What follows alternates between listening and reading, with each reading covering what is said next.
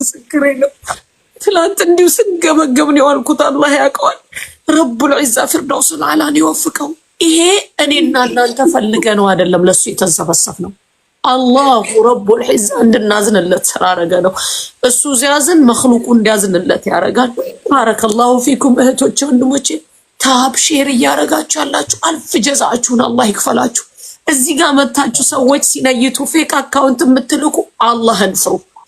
መርዝ ነው ቤታችሁ እያስገባችሁ ያላችሁት የሚጨርሳችሁ። የሚለቀቀው አካውንት የባለቤቱ ብቻ ነው። አቢሲኒያም አዋሽም የባለቤቱ ነው።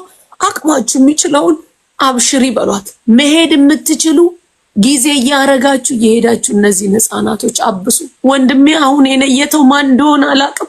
እንደው አላህዬ ከክፉ ነገር አንተንም ልጆችን የሚጠብቅ ልጆቹን ማስተምራለሁ አለ። እንደው ሱብሃነል ኻሊቅ የረህመቱን በር የኸይርን በር እጥፍ ድርብ አድርጎ አላህ ይክፈትልህ። በዚህ ሰዓት የሚሰማን ጌታ አላሁማ አሚን። የነየታችሁ በሙሉ አልፍ ጀዛችሁን አላህ ሱብሃነሁ ወተዓላ ይክፈልላችሁ። በረህመቱ በእዝነቱ በቸርነቱ ወዶ ይቀበላችሁ። ንያችሁን አላሁማ አሚን።